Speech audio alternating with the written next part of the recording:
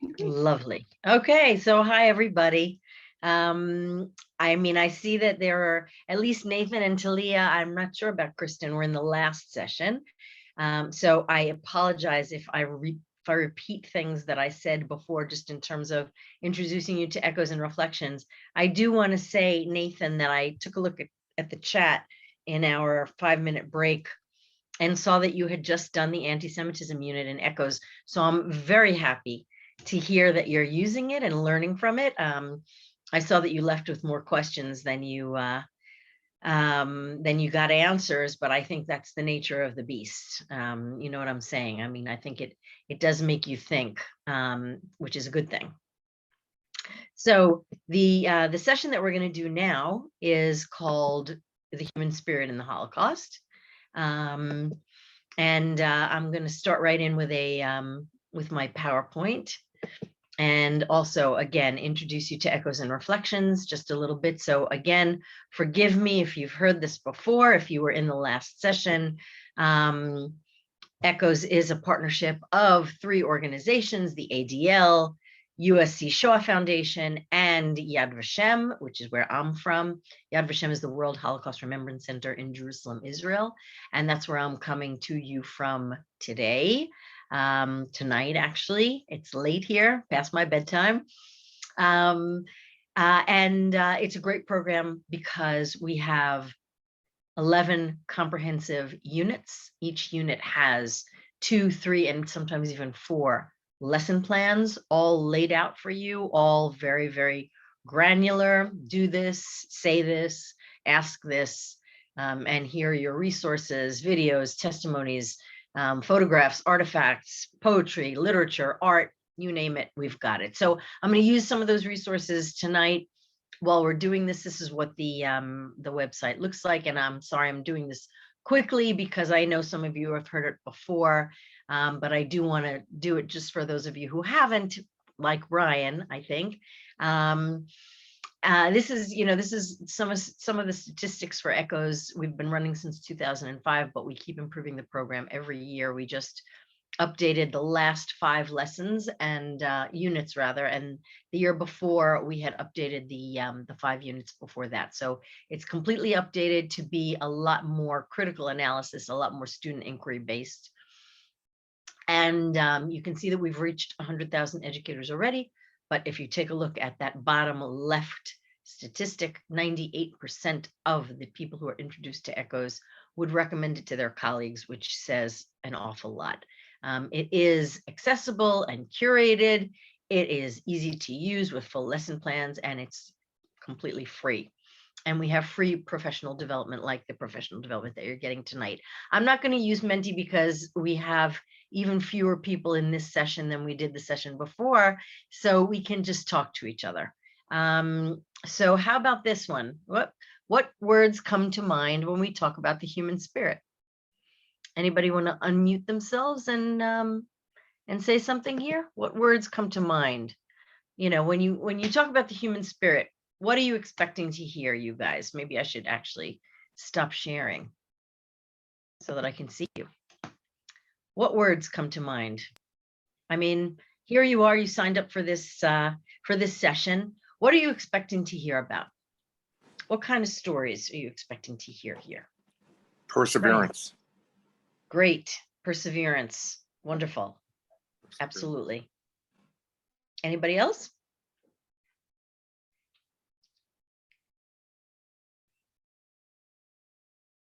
Okay.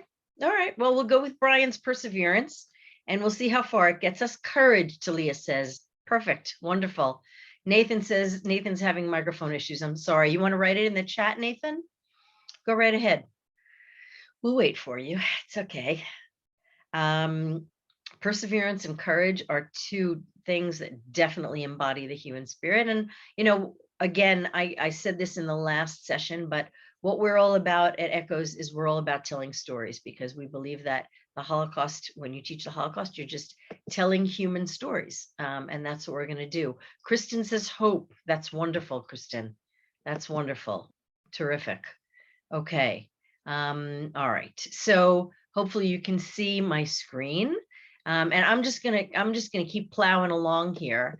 and hope that also when we talk about the human spirit and the Holocaust, I am thinking that you're probably going to have the same reaction: perseverance, courage, hope. So let's get right to it. Tell me something. Why is it important to understand that the Jews resisted the Nazis? Why is this so important? We're making this point here about, the human spirit, perseverance, hope, courage, resistance is something that we're really going to focus on a lot. Why is it so important for students to know that the Jews did resist? What do you think? Feel free to write it in the chat. Feel free to unmute yourselves. Do we care? Why should students really even, why are we making this point? Why are we even here? What are we talking about? So we can learn from our mistakes. Okay, absolutely. So no, I mean, so we can learn. So hold on. So we can learn. So society can learn what happens if we don't do anything. That's what I meant. I'm sorry. Terrific. Okay. And Nathan says, because hate doesn't start or stop with anti-Semitism. That's why. Beautiful, Nathan. See, you don't need a microphone to participate. Wonderful. Thank you, Brian and Nathan. Talia says, because they often think that bad things happen and we can't do anything about them. They need to know fighting back is an option. Absolutely. Absolutely. Oh, and Nathan, now I'm seeing your response from before: the human condition, the similarities that have existed across all peoples and cultures throughout time. Yeah, that's the human spirit is definitely all that and more. Yeah. Talia, I love your answer.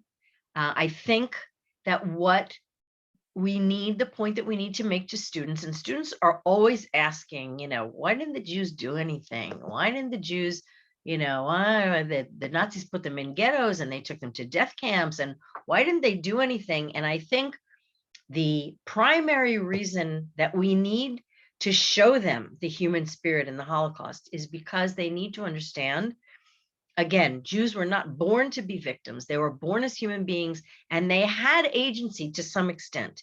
They did not go with their hands up, many of them. Sometimes it was very hard to resist. It was very hard to persevere. It was very hard to have hope. It was very hard to have courage.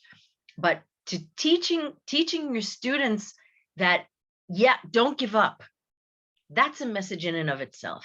You can't give up. You have to persevere. You have to have courage. You have to fight back. That is one of those things that we get from this story of the Holocaust. And that's why these are such great stories. And I do want to tell you that one of the things that Echoes and Reflections is working on now is a student podcast, which will be rolled out right around International Holocaust Remembrance Day, which is January 27th. So that will be in 2023. And I hope that you guys will listen, because it's going to be great. It's going to be all these stories of perseverance and courage and hope that we're talking about. Okay. I'm not going to use those stories tonight. I'm going to use different stories. And I'm going to use some of the stories that are in Echoes. What were the Jews resisting? Where do we need to find, what's the context in which we're looking for this human spirit? Jews did not have the right to live, right? That's one of the things that we have to remember. Jews were condemned to death. And here you see two pictures from the Lodz ghetto, which is profiled in Echoes. Jews were not, we talk about the ghettos, and we'll continue to talk about the ghettos a lot in this session. Why was it so hard for the Jews to resist the Nazis? Because what were the conditions in these ghettos? The Jews were starving. The Germans were limiting the amount of food that they got. They were limiting the amount of coal, of heat that the Jews had. They were limiting the Jews' ability to leave the ghetto and to look for better circumstances elsewhere. The Jews were trapped. Why is it so hard for the Jews to resist the Nazis? For all of these reasons. These are some of the horrible pictures from the Warsaw Ghetto. What do you need in order to resist? I'm just going to go right along here, and we can talk a little bit more about this at the end. But this is the September 21st, 1939, basically telegram that set up the ghettos, which you can see, something that also comes from Echoes and Reflections. And you can see in each Jewish community, counts of Jewish elders is to be set up.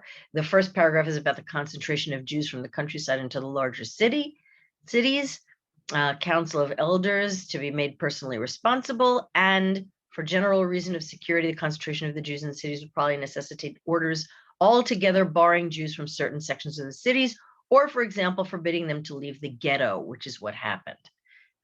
There were over 1,100 ghettos that were set up in Nazi-occupied Europe. You can see where most of them were, definitely in Eastern Europe. You can see that yellowish area on the map is called, we call it the general government. That's the area that was not annexed to the Soviet Union, as was the area to the right of it, where actually the word Poland appears. And it was not annexed to Germany, as the area to the left, where it says Wartegau, that area appears. All of this was Poland before the war. The Nazis and Russia basically dismembered Poland with their non-aggression treaty in 1939. And that area in the yellow, which is where most of the ghettos were located, is also going to be where most of the death camps are located. So 1,100 ghettos, and we know that they were isolated, they were cut off, and the Jews inside were starving, they were crowded, they were oppressed. And this is the context. Where are you going to find the human spirit? How were the Jews, and again, your students are always going to ask you, why didn't the Jews do something? But that's not really the question. The question is, how were they able to do anything? You kind of have to shift it a little bit and get them to look at the context first. In a context like this, in a situation like this, how are they able to do anything? How can they resist? So let's, again, just pictures of the ghetto. This is isolation. This is the wall going up around the Warsaw Ghetto, and a map of the Warsaw Ghetto at its largest point. It shrunk over time. Pieces of it kept getting expelled from it, and the ghetto is shrinking all the time, which keeps people. It keeps people completely. What's the word that I'm looking for? Instead of being stable, it destabilizes them. They constantly have to look for new places for their families to live. This is one of the walls in the Warsaw Ghetto, and you can see what it feels like to be trapped. I mean, you really can't see what it feels like to be trapped, but you know the city, you know where to walk. Imagine all of a sudden there's a wall in front of you and you're forced to go a different way. You're like an animal in a maze, and that was the feeling of many of these Jews. Mass starvation and death from hunger and disease was rife. People begging in the streets. Look at this little girl, this precious little girl, and her coat that is just falling apart. Overcrowding and demoralization. And you can see the number of people in the street here. Just a statistic about the Warsaw Ghetto, if you're not as familiar with it, the Warsaw Ghetto was the largest ghetto that was set up in Europe. So out of the 1,100 ghettos, approximately, the Warsaw Ghetto is the largest one. The Jewish population of Warsaw before the war was 30% of the city. And what the Germans do is they take that 30% of the population and crush them into an area that's 2.4% of the area of the city, which you understand right away is going to lead to horrible overcrowding, where there are going to be 7 or 8 or 9 people on average in every room, in every apartment. And that means all these people are going to be sharing bathrooms, and that means disease is going to spread. And that means that also the amount of food that they're getting is completely inadequate to support life. These Jews are allowed 184 calories a day by the Germans. That's all the food they get. What's 184 calories? It's like an apple and a half. It's like a bag of M&Ms. It's less than a bag of M&Ms, actually. Take a look at the M&Ms next time you eat them, and you'll see. So with all of this context, what can resistance even be in these circumstances? And we also have to ask, I'm talking about resistance here because it embodies, I think, the human spirit.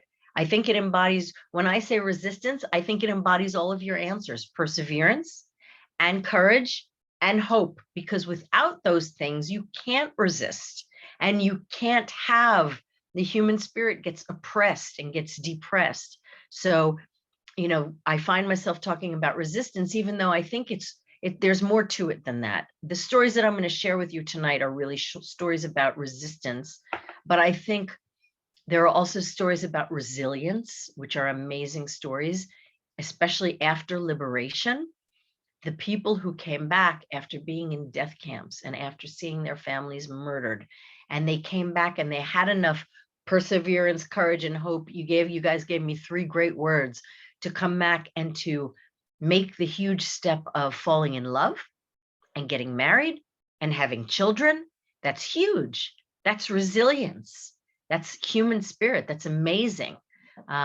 Or people, let's go on the other side. When we're not talking about the Jewish victims, maybe we're talking about the rescuers.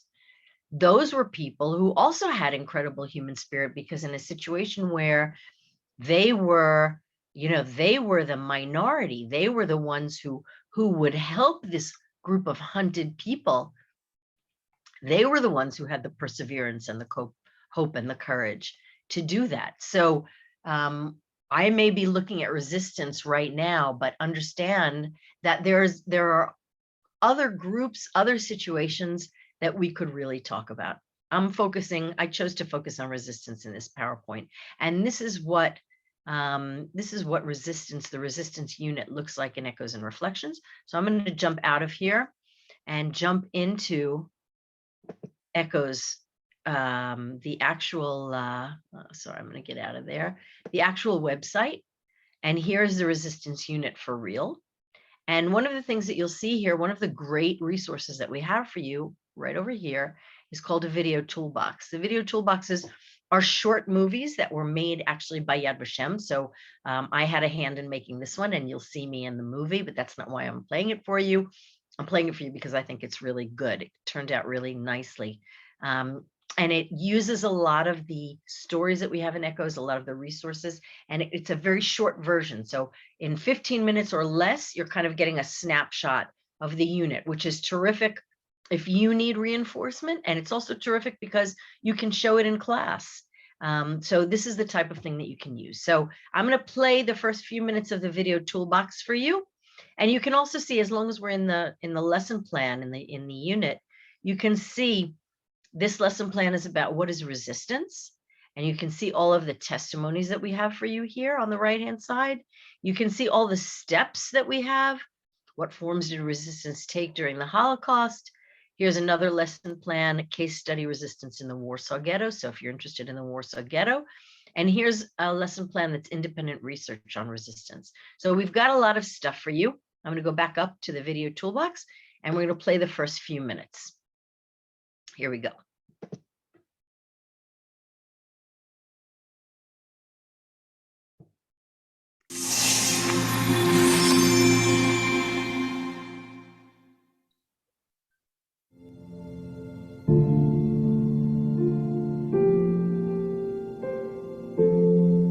It is impossible to put into words what we have been through.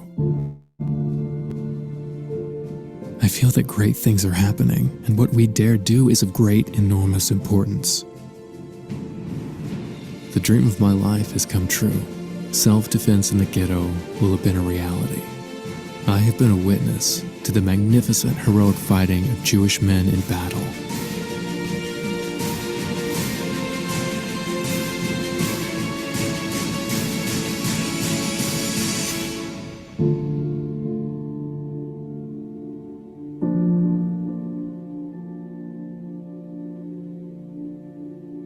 A common question when we're studying about the Holocaust is, why didn't the Jews resist? But they did. The real question must be, how is it possible for them to resist? Where did the Jews, starved and beaten down, find the strength and the courage, both physical and spiritual, to resist? As educators, we always ask how we can make the Holocaust more relevant to our students. The story of resistance is a very human story, and that is its relevance. Resistance empowers students by showing them the heights that human beings can reach, even in the depths of despair.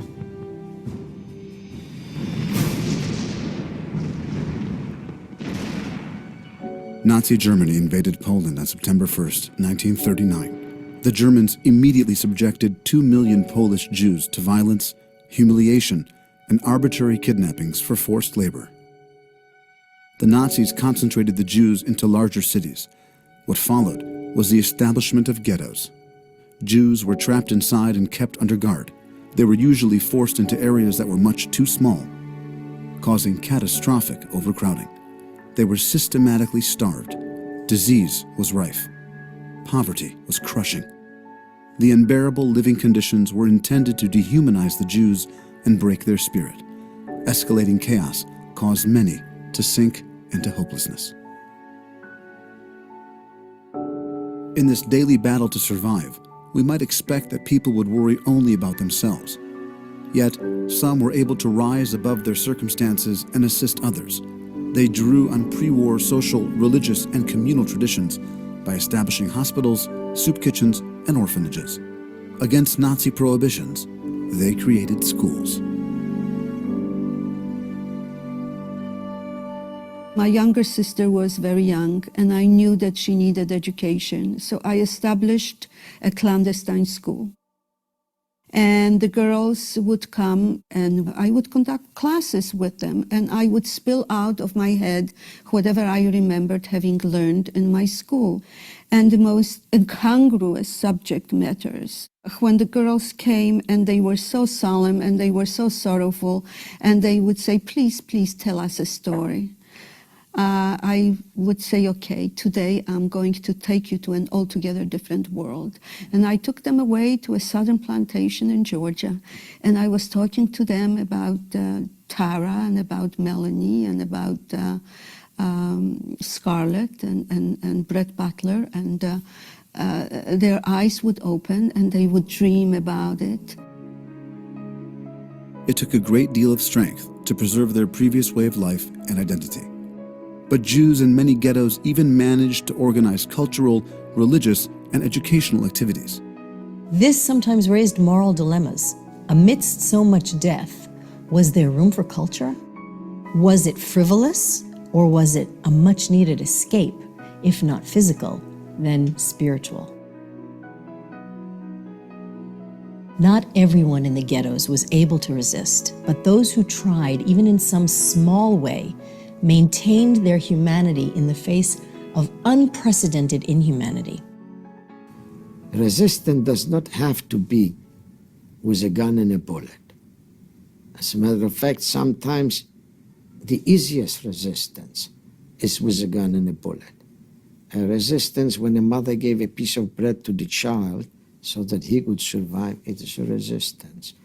A resistance was in the Lodz ghetto that we had symphony orchestra. And this orchestra played, and it was cold. But by playing in ghetto, they gave the people the will to live another day and another day and another day. Yes, it was maybe not legal, but it was a resistance.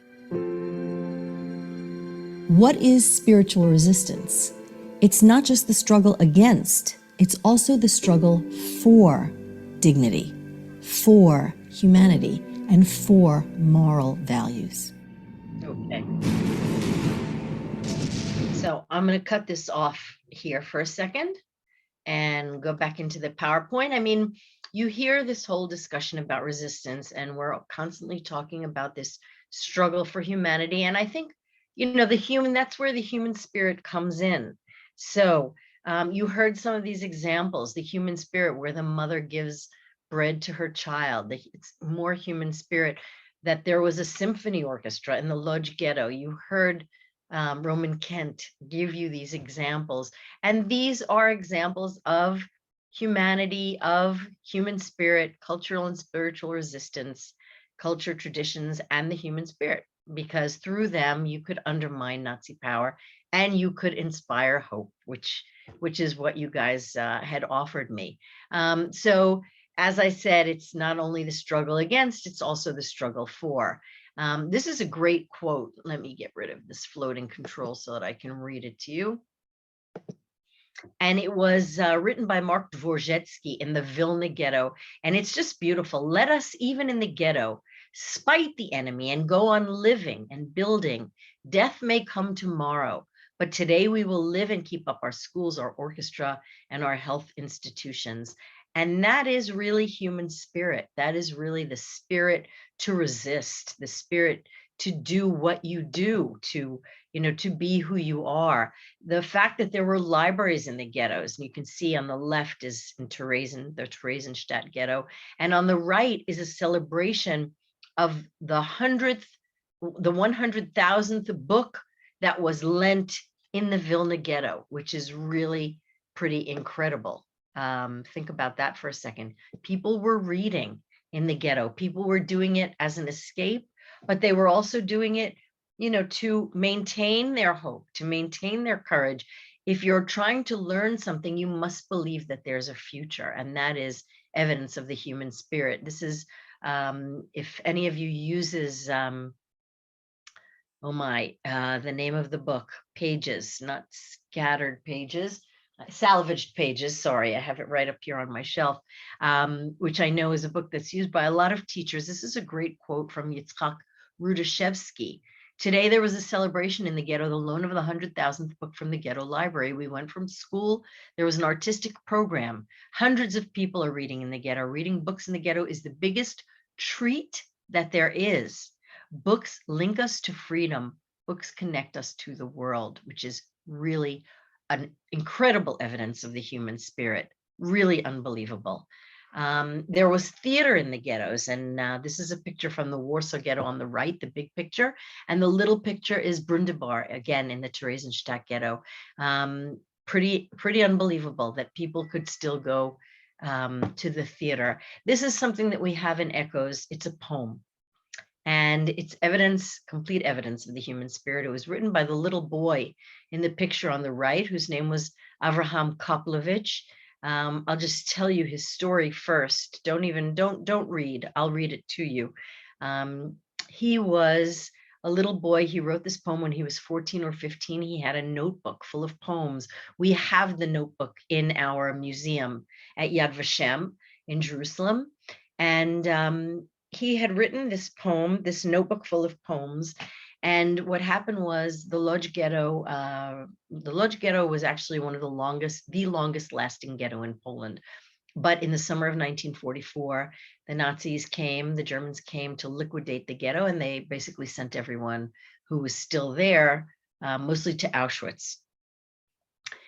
He was sent with his mother and his father. His mother was killed on arrival, and Avraham, who was then 15 years old, stayed together with his father. One day he did not have, he was feeling sick, and his father said to him, stay in the barracks and, rest.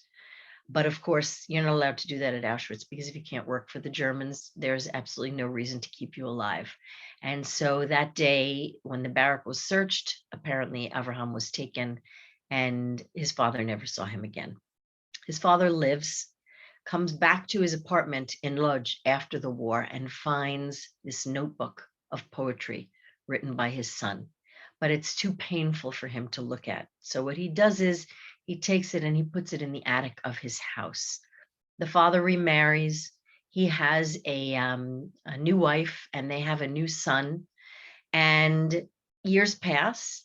The father passes away, the mother passes away, and this son has to go clear out the attic. And he goes up to the attic, and what does he find? Lo and behold, he finds this notebook with these poems that were written by a stepbrother that he never knew he had. And one of the poems is called A Dream.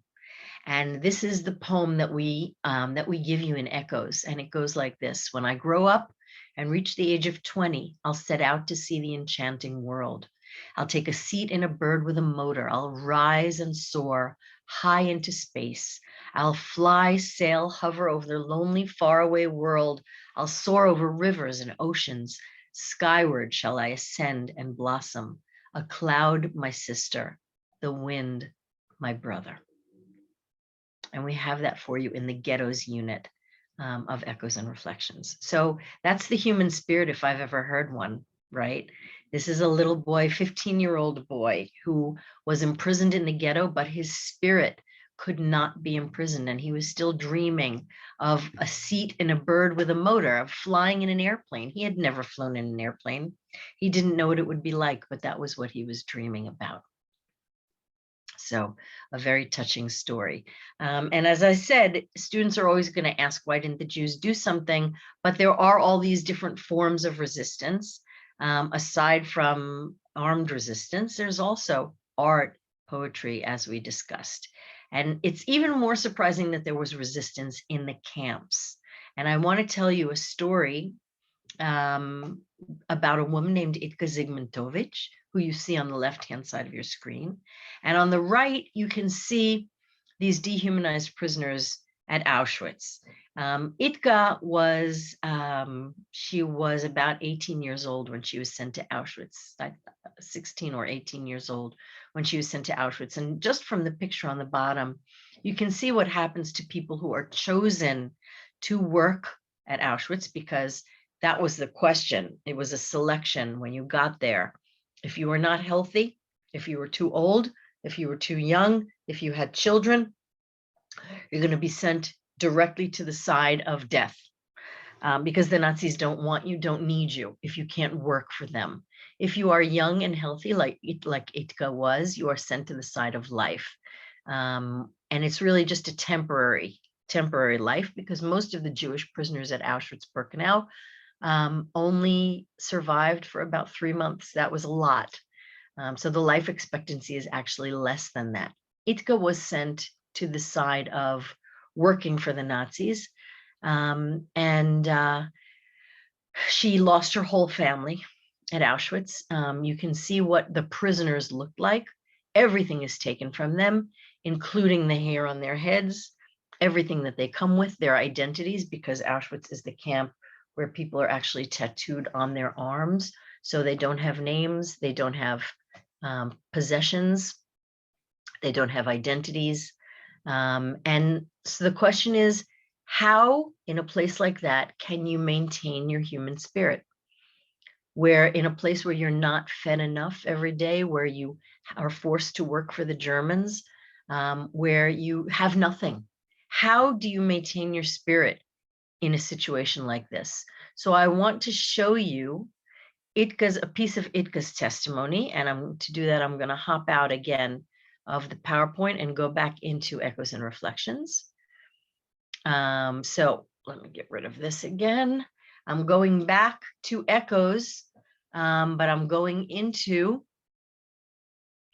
the unit that deals with the final solution. So you can see what our units look like, and this is the whole list of units that we have.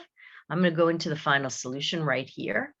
And you'll see that the final solution unit will open up. It looks a lot like the resistance unit, same type of organization, which is what makes it very easy to use. We also have a video toolbox here. And I'm just going to scroll down because you can see the lesson plans, how the final solution was made possible. And the next lesson plan is about, you can see the maps and all kinds of things, spiritual resistance, attempting to preserve humanity in the face of inhumanity. And that is where we're going to find Itka. So you can see Itka, she appears twice in this lesson. Actually, this is not the testimony that I want. The testimony that I want is down here. And I want you to notice one thing. You know, we, in this day and age, having survivors come into the classroom is very, very rare, because most survivors these days are either in their late 80s or even in their 90s. I mean, the child survivors these days are in their late 80s. So it's pretty rare for them to still be able to travel or to speak intelligibly, to come into the classroom. We would never ask, though, we would never say to a survivor, okay, just start talking, because they are people. They were human beings before the war. We want you to know who they are. So wherever there is a survivor testimony in a lesson like there is here, take a look.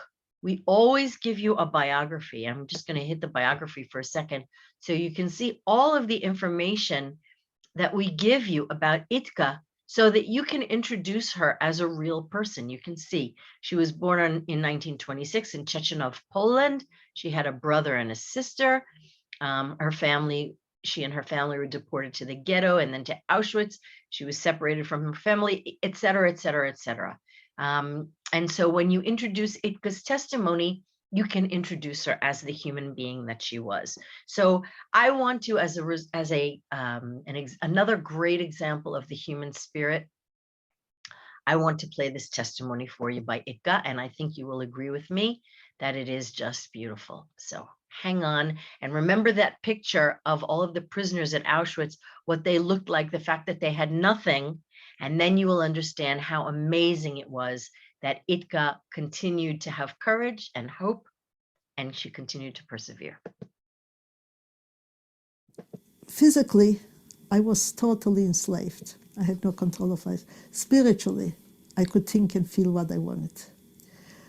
And I remember one time when I was in Auschwitz, and I felt the burden, the bitter taste of slavery. And I felt, oh, if I would have a pencil and paper now, I would write a poem, but there was no pencil and paper. I told you my earthly possessions was what I wore and the bowl, the enamel bowl in which we got the soup. So I wrote a poem in my head. And when I was liberated, when I came here to America, of course, I couldn't speak a word of English. It was constant adjusting from one to the other. So that was among my first poems, and I would like to share it. I feel like a bird with clipped wings, tied to this earth by invisible strings, chained to a destiny I did not choose. I feel like a prisoner that cannot break loose. I look at the sky with a heavy sigh, but my wings have been clipped, and I can no longer fly. And then I realized that the concept of freedom is a bird in flight and not in a bird in a cage. And I pledged to myself, if I'll get out, I will never use brute force. I will never try to force somebody to do something, but neither will I allow other people to do it. I understood the concept of freedom. I understood what my forefathers, what the Jews in Egypt, the Israelites in Egypt must have felt like. And I realized that there is no substitute for personal experience, from knowledge derived from personal experience. I realized then that nothing in the world, no textbook, no professor, not the best college, could teach me what my experience taught me, because I got to know myself, who I am, how much I could endure, how much I could understand, how much I could feel, and what I became. So that's pretty unbelievable, I think. What I want to do is I want to stop sharing for a second and ask you guys, what do you make of this testimony? What would you do with it? I mean, this is a beautiful example of the human spirit. The fact that she could write poetry in her head in Auschwitz when she had nothing, when she was probably being brutalized every day, when she was starving, when she was cold, when she was guarded, by guards, when she was being forced to be a slave for the Germans. How do you find it within yourself to write poetry in your head? And how would you use this in a classroom? What do you think? Feel free to write in the chat if you want, or unmute yourselves and speak.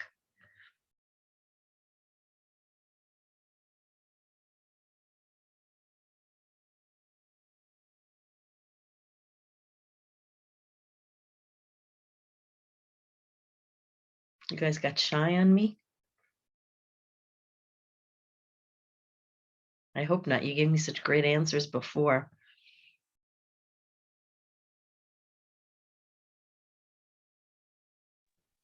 I have a question. Yeah. So, but not about her, real fast. So the life expectancy in Auschwitz was only 3 months For a Jew. for a Jew. It was actually less than 3 months for a Jewish prisoner.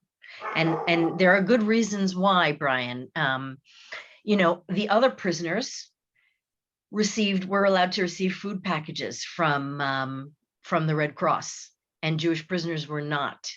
So Jewish prisoners had to subsist on whatever it was that the Nazis were giving them, which was not a lot. And they usually got the worst work assignments. They usually were laboring outside. They were usually being starved to death. And so the life expectancy for a Jewish prisoner at a place at Auschwitz-Birkenau was less than 3 months. Yes.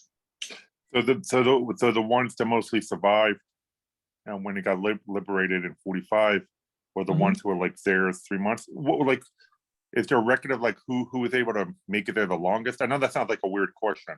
No, it You know? doesn't sound weird at all. You want to understand. I get it. No, the ones, listen, at liberation, it was the people, the people who came in within 3 months before that. But remember that the people who survived, there were survivors. Okay, let me take a step back. 60,000 people survived Auschwitz-Birkenau. Okay, 60,000 people, that's a lot of people. Now, each of these people had a different experience. So what's gonna factor into your survival is when you came, your sex, are you male or female? Okay, because females are sometimes given different labor, forced labor than men. Men are sometimes being forced to build roads or to dig tunnels, or whatever it is, maybe harder labor. Where you come from, because if you come from a place like Greece where you don't speak Yiddish, the Greek Jews did not speak Yiddish, they spoke Ladino or they spoke Greek, and they could not understand, Yiddish is based a lot on German. The Greek Jews could not understand the German commands, and so they didn't do what they were supposed to be doing. They didn't do what the Germans were telling them to do. They were constantly getting punished. They also couldn't stand the weather in Eastern Poland, where it was very cold and very different from, okay, so it's when you come, the sex that you are, the type of work that you have, are you working outside or are you working inside? Are you getting extra food from someplace? Where you come from? All of those things are factors. So it's not just the people who came in the last 3 months. There were people who survived who came a couple of years earlier. There were people who survived who had been at the camp for 2.5 years. But very rare, few and far between. Okay. Thank you. Of course. So I see a couple of answers in the chat. Talia says, I think it's another example of how words have power, not just the words of others, but our own words as well have power to inspire and uplift even ourselves. I think that's absolutely beautiful, Talia, and I'm glad that you're with us for 2 sessions. Thank you for being here. That's wonderful. Really brings tears to my eyes. And Nathan says, I think there is room for Yad Vashem and eyewitness in almost every subject area. I teach business, and the Holocaust comes up often when we talk about global business or European dominated industries. That is so interesting, Nathan. And I wish that we could be in touch after this session, because I'd love to hear more about it. And really, anybody who wants to be in touch with me, let me just give you my email if you want to be in touch with me directly. It's Cheryl Ochayon, SHERYL .Ochayon, OCHAYON at Yad Vashem, YADVASHEM, that's one word, .org.il. Anybody who has more questions or who wants to be in touch, and Nathan, I would love to hear from you, because what you're telling me is absolutely fascinating. I wouldn't think that the Holocaust would come up in business. That's something new that I'm hearing. Never heard that before. So great. And Talia also, thank you again. Thank you very much for everything that you've written. So I think, listen, we've got another 8 minutes to go, and I've got lots more to talk about. If you want to talk, if you want to see some more, I've got a whole, whole portion of the PowerPoint that I didn't get into yet. Wait, but I see there are 2 new messages. It just happened this week. That's fascinating. Okay, Nathan. Yeah, I would love to hear from you. And let me just type, as long as we're doing this, let me just type my, oops, just to make sure that you guys got it.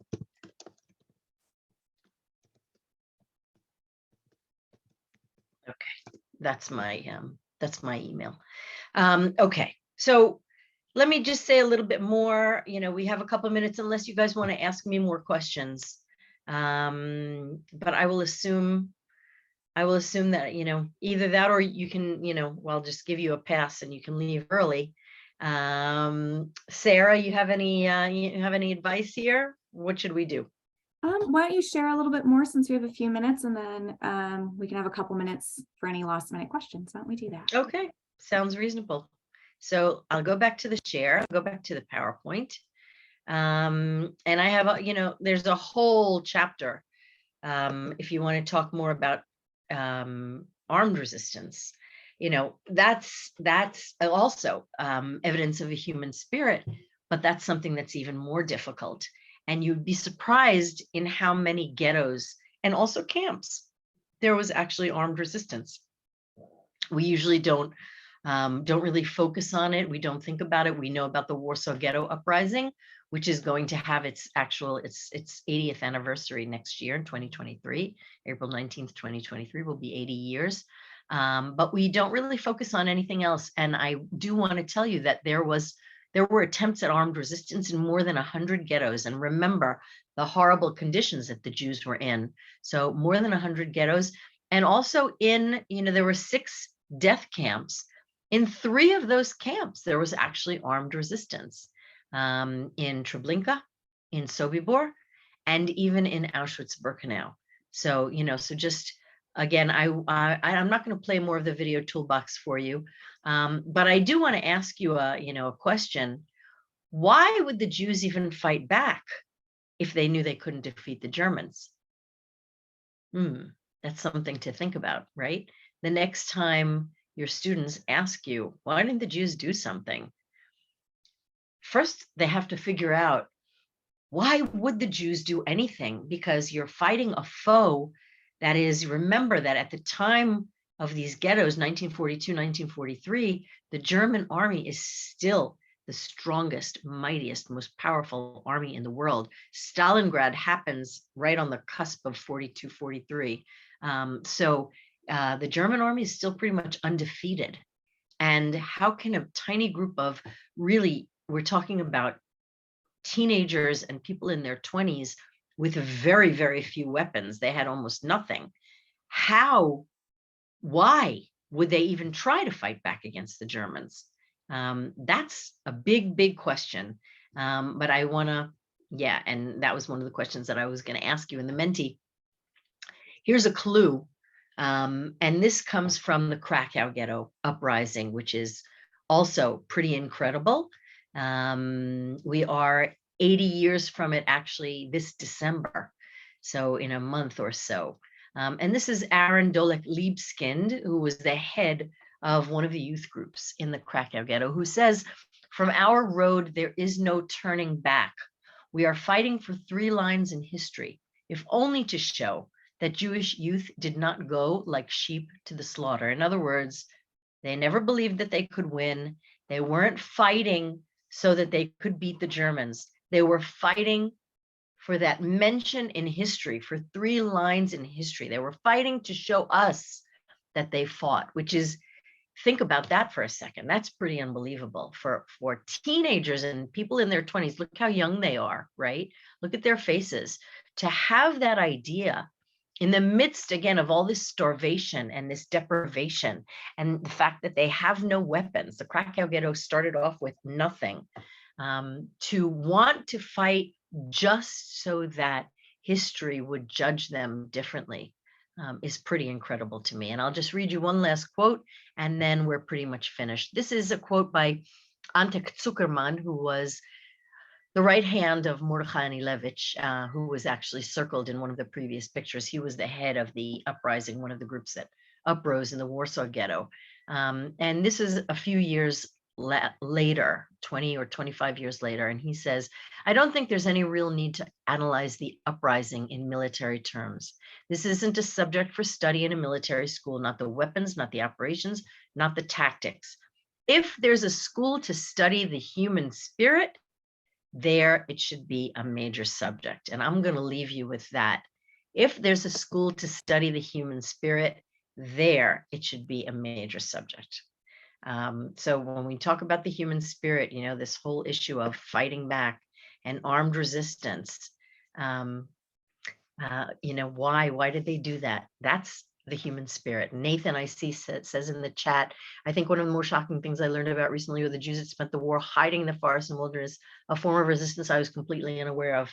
Yep, absolutely, Nathan. There are some great partisan movies out there that have come out recently also. So take a look for those. I hope you'll find them.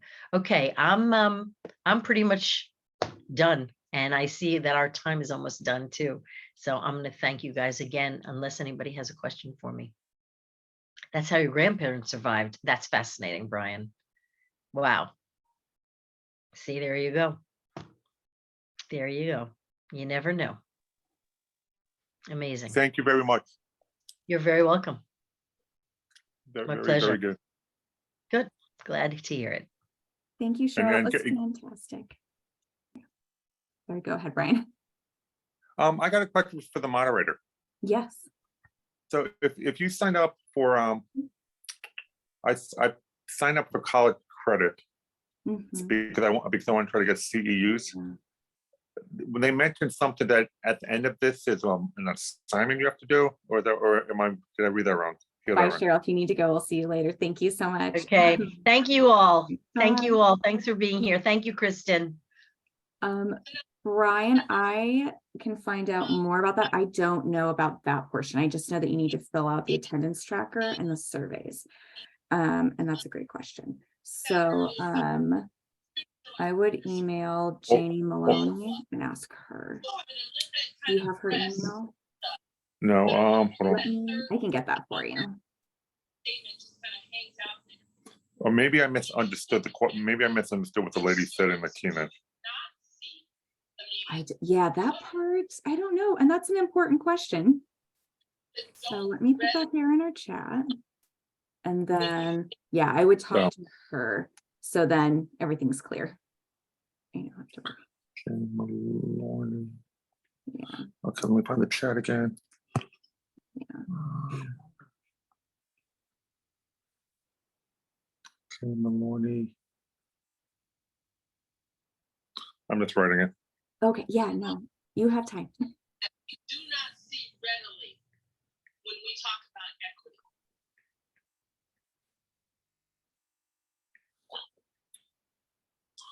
So these students may be white males, rich white. Thank you. Thank you so much. Have a good rest of your day. You too. On grade level, advanced, white, rich students, students on grade level. Go to the next one.